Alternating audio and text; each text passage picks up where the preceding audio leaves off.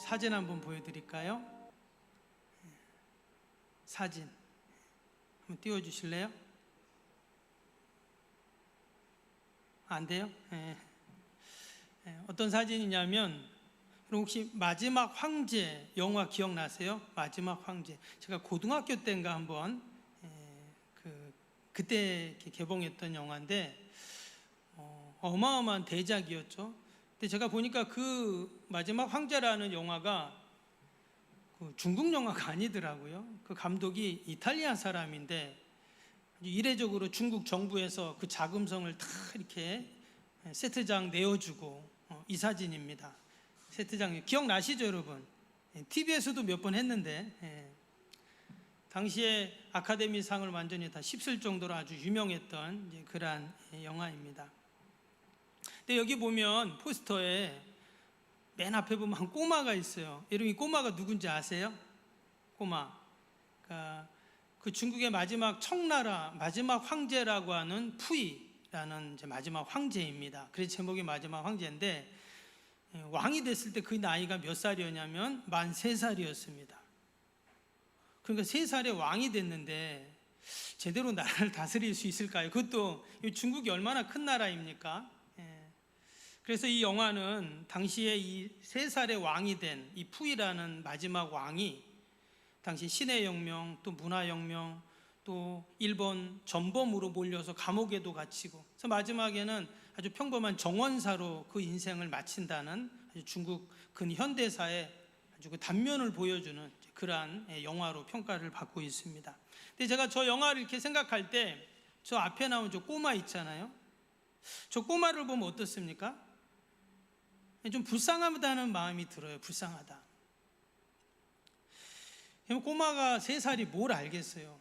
그런데 당시에 그 왕을 죽이려고 하는 세력들과 또 그 권력을 탐하는 그 세력들과 함께 거기서 얼마나 큰 그 삶의 무게가 있었을까. 파란만장한 삶을 삽니다.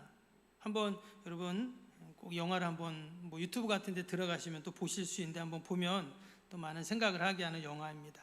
근데 이 말씀을 왜 드리냐면 오늘 함께 읽었더니 역대하 34장에 나오는 한 왕이 있는데 바로 이 마지막 황제하고 좀 비슷해요. 오늘 1절 말씀 다시 한번 볼까요? 1절 한번 보시면 요시아가 왕위에 오를 때 나이가 8세라 예루살렘에서 31년 동안 다스리며. 여기 보면 요시아라는 왕이 나오죠. 남왕국 이스라엘의 16번째 왕입니다. 근데 그 왕이 몇 살에 왕이 됐냐면 8살에 왕이 됐어요. 만 3살보다는 많지만 그래도 8살이면 초등학교 1학년에 지금 왕이 된 것입니다. 아버지가 아몬이에요. 앞에 이제 33장에 보면 아버지가 신하들에 의해서 암살을 당합니다. 이제 고대 사회에는 그런 일이 흔했어요. 근데 백성들이 볼 때 이건 아니다 해가지고 그 암살했던 사람들을 다 처단합니다. 그리고는 어린 왕자인 요시아를 왕으로 딱 세운 거예요. 근데 몇 살이었냐? 8살이었다 하는 겁니다. 여전히 당시에도 치열한 권력 다툼과 암투가 벌어지고 있었어요. 근데 과연 이 요시아가 8살에 왕이 돼서 잘 살아남을 수 있을까?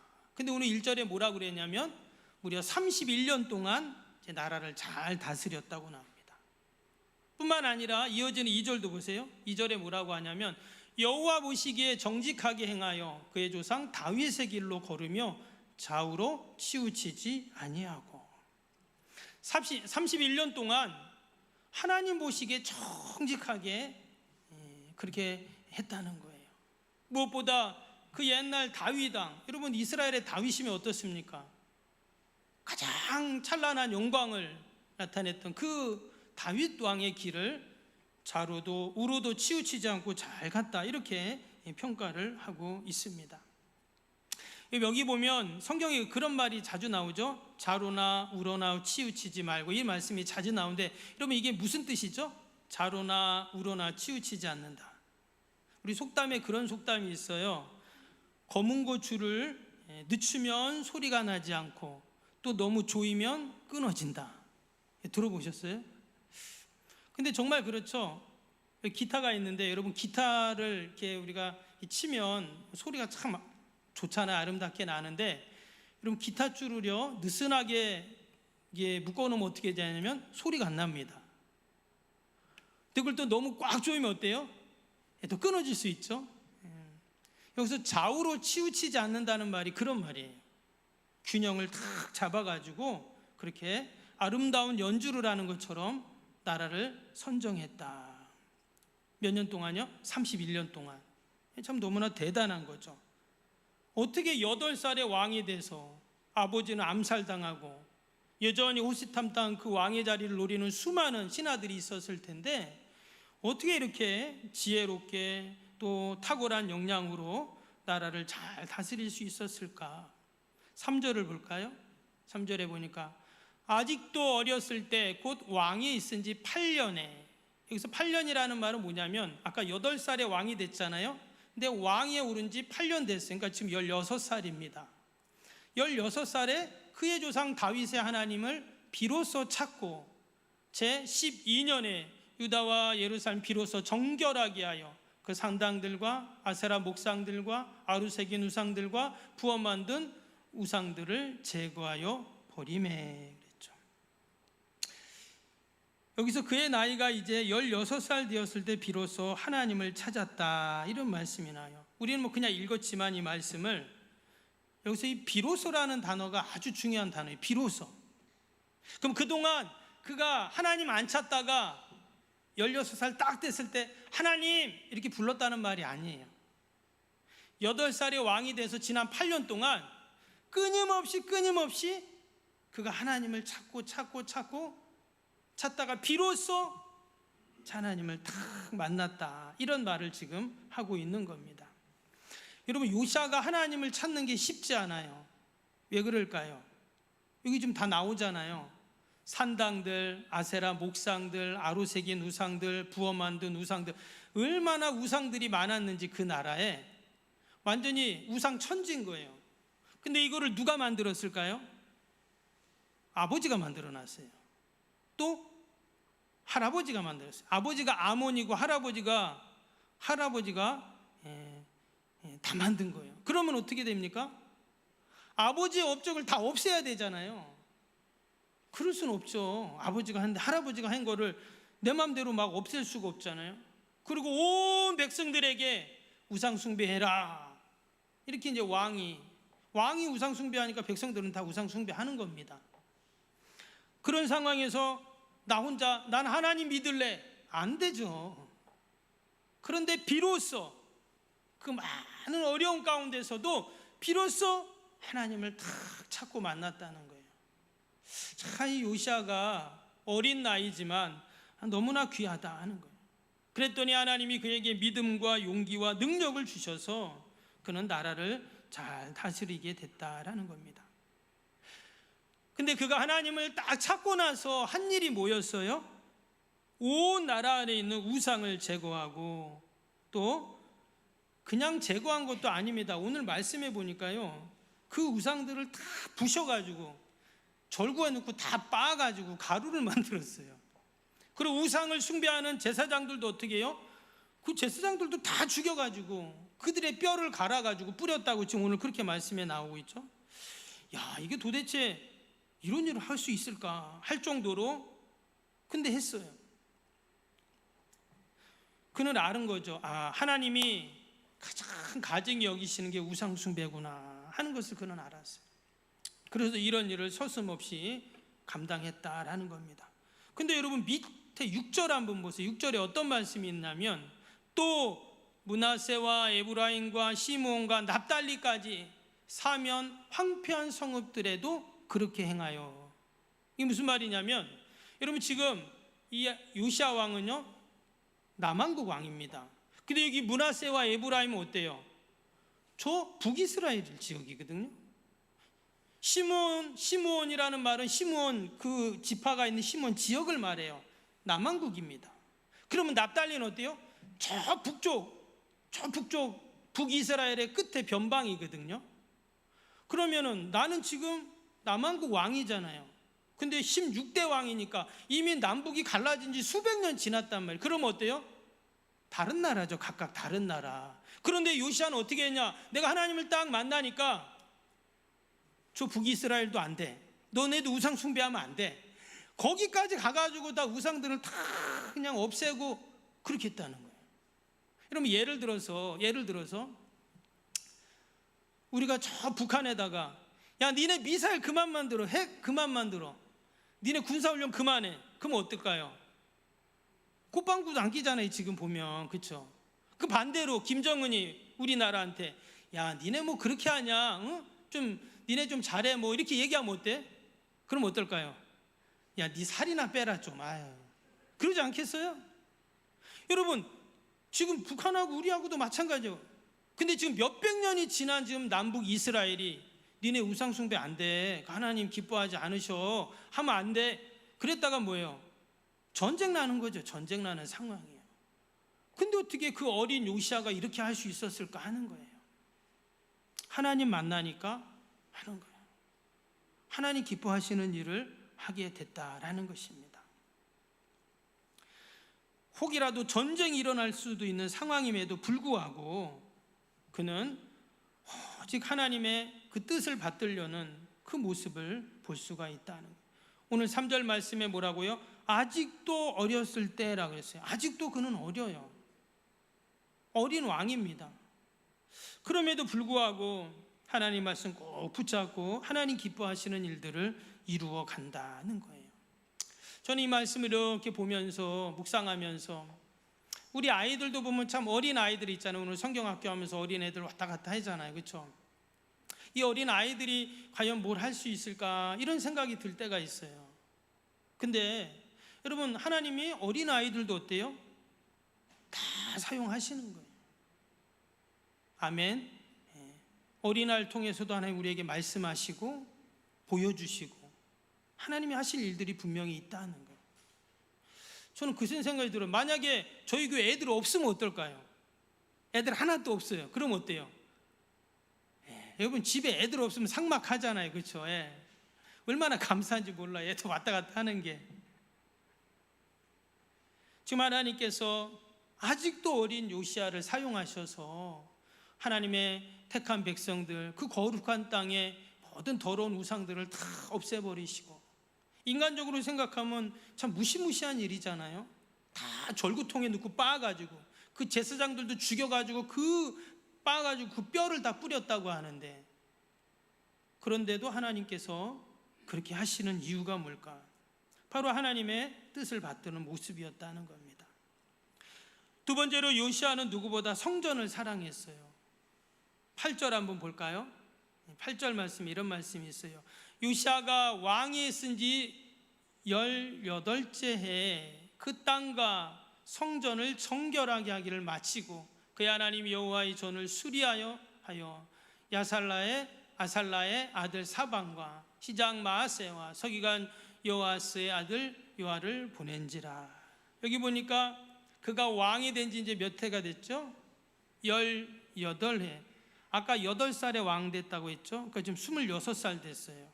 26살 돼갖고는 뭐를 했냐? 성전을 청결하게 했다.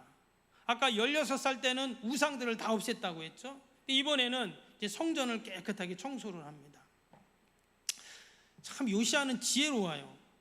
하나님을 만나니까 지혜로운 거예요. 하나님 지혜를 주세요. 그냥 무턱대고 하는 게 아니라 다 어떻게 해요? 서둘지 않고 때를 기다렸다가 하나하나 이루어 갑니다. 우상들을 없애고 성전을 또 깨끗하게 하고. 언뜻 보면은 요시아가 참 과감하다 대담하다 이런 생각도 하지만, 근데 하나님이 다 지혜를 주셔가지고 감당하는 것이죠.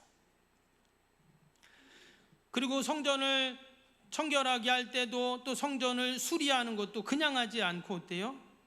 다 거기에 맞는 감독들, 일꾼들을 다 세워가지고, 우리가 다 읽진 않았지만 뒤에 보면 성전을 수리하려면 뭐가 필요해요? 돈이 있어야 되잖아요. 그래서 그들에게 다 돈을 맡기고, 그래서 철저하게 잘 이루어지게끔 이루어 갑니다. 그랬더니 12절에 보세요. 12절에 이런 말씀이 있어요.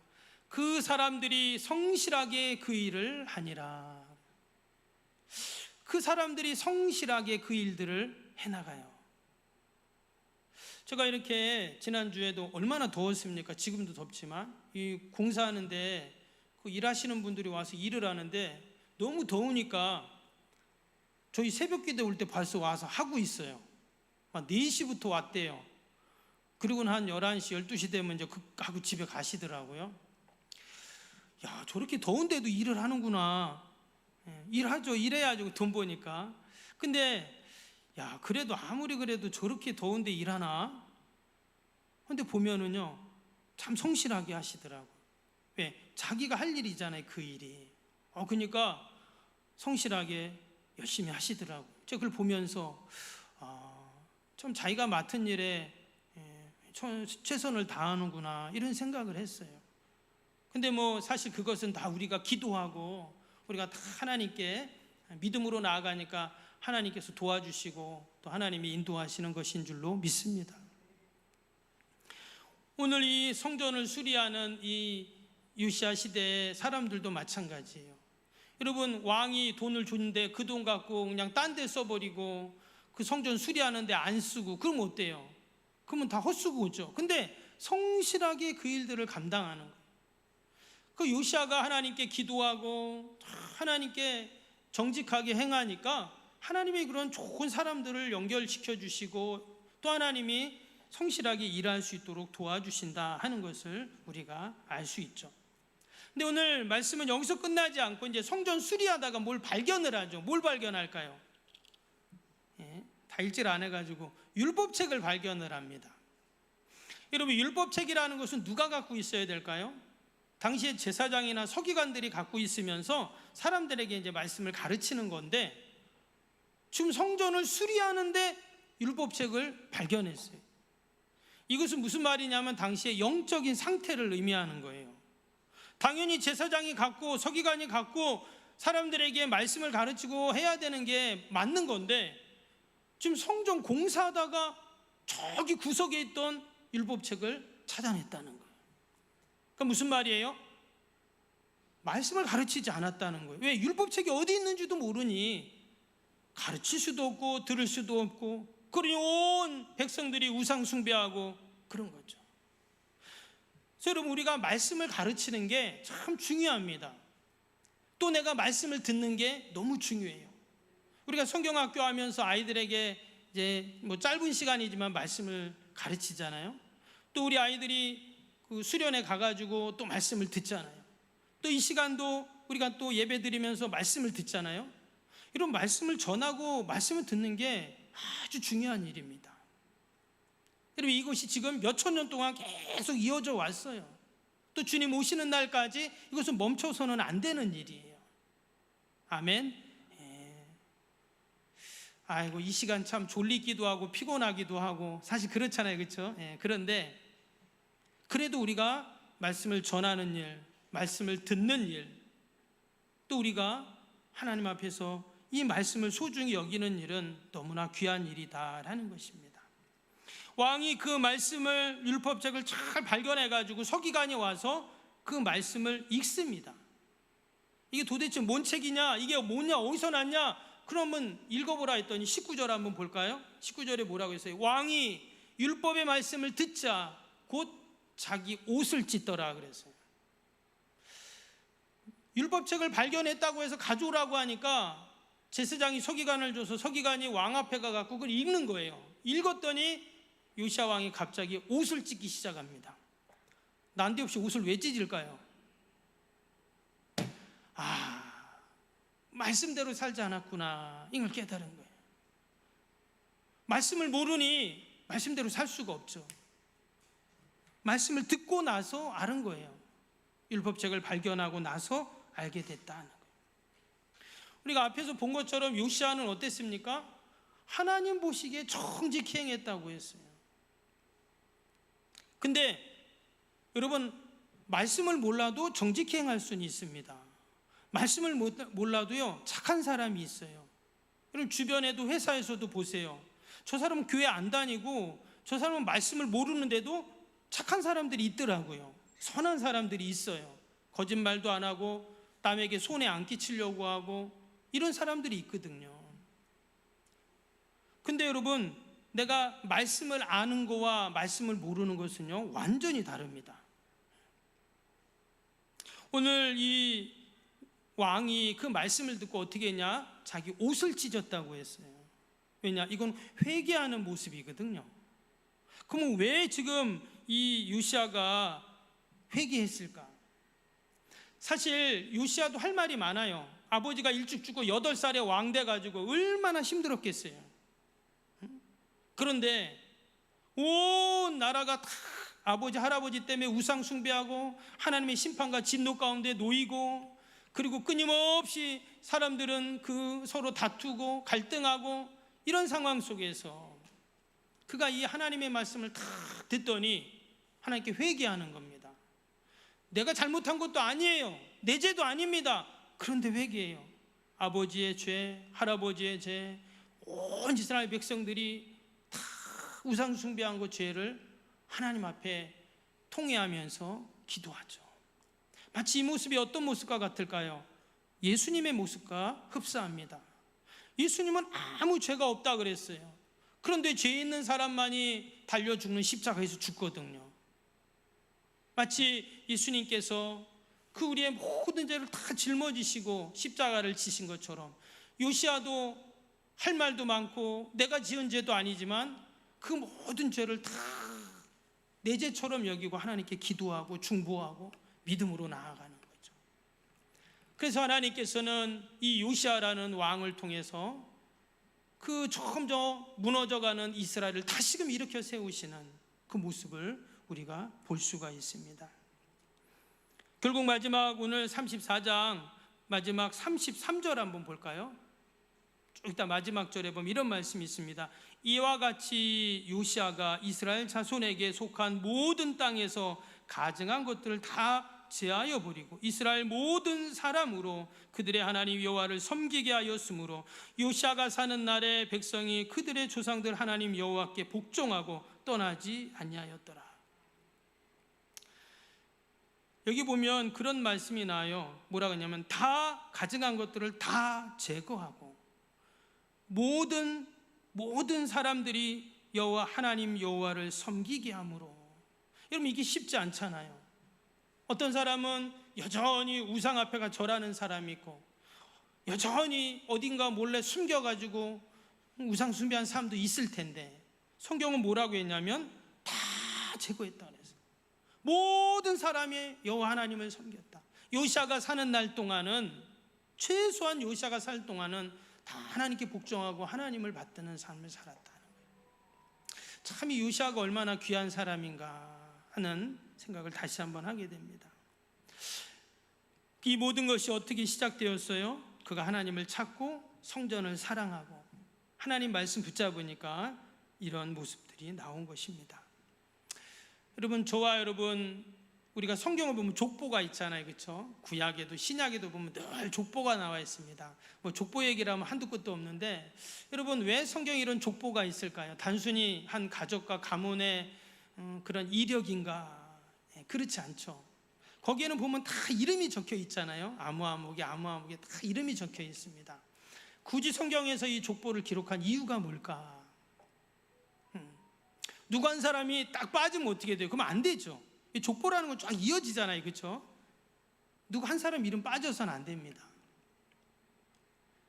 이 이스라엘 족보 가운데 요시야라는 왕의 이름이 딱 들어가 있잖아요. 사람들은 그 요시야를 볼 때마다 어떻게 생각할까요?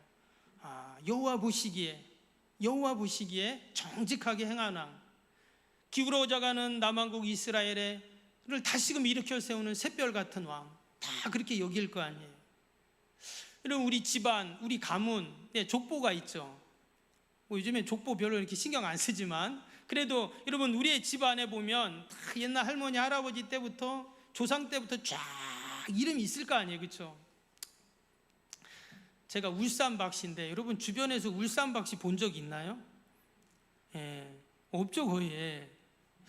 울산박씨가 거의 없는데 제가 한 분을 딱 만났습니다, 예전에 부산에서. 근데 이분한테 딱 들었는데 울산에 가면 많대요. 울산에 가면. 그래서 울산박씨인가 보다. 저는 고향이 강화도인데 그러니까 옛날에 울산에 있던 분들이 저 위에까지 올라가셨나 봐요. 근데 한 번은 근데 이제 저희 고향에 강화도에 이제 그 종친회가 있는데 거기서 우편을 보내왔더라고요. 그래서 그 울산 박씨 그 몇 대손 이래가지고 쫙 이렇게 막 이름이 쫙 있어요. 찾아보니까 제 이름이 있더라고요 거기에. 근데 그 모습을 이렇게 보면서 여러분 족보의 이름이 쫙 나오거든요. 뭐 옛날 조상들이 어르신들이 누군지는 모르죠. 본 적도 없고 뭐 근데 이름은 다 있어요 거기에. 지금 이 요시아 왕도 이스라엘의 많은 왕들 중에 많은 족보 가운데 이름이 딱 있습니다. 근데 사람들은 그를 볼 때 어때요? 여호와 보시기 정직한 행한 왕, 다윗의 길로 갔던 왕, 다 무너지고 꺼져가는 것 같은 이스라엘을 다시금 세웠던 왕, 모든 우상을 다 없애고 사람들로 하여금 다 하나님을 섬기게 해서 하나님의 은혜와 축복을 받게 했던 왕, 그렇게 기억하지 않겠어요? 저는 저와 여러분이 우리의 가정과 가문에 요시아 같은 사람이 되기를 축복합니다. 그냥 우리 가문에 있으나 마나한 그런 인물이 아니라 정말 우리의 가문에 요시아 같은 할머니, 요시아 같은 아버지, 요시아 같은 할아버지가 되어서 정말 우리의 가문을 빛나게 하는 저와 여러분 되기를 축복합니다. 더 나아가서 우리 석병교회 지난 65년 동안 많은 믿음의 사람들이 있잖아요. 많은 성도들이 있는데 뭐 그 중에는 저희 교회다 딴 교회 가신 분도 계시고 뭐 그렇습니다. 근데 우리 석병교회 요람에 내 이름이 정말 아름답게 믿음의 사람으로 기록되기를 축복합니다. 아멘. 기도의 사람으로, 헌신의 사람으로, 사랑의 사람으로, 누구보다 교회를 사랑했던 그런 믿음의 사람으로 다 기억되는 저와 여러분이 되길 주님의 이름으로 축복합니다.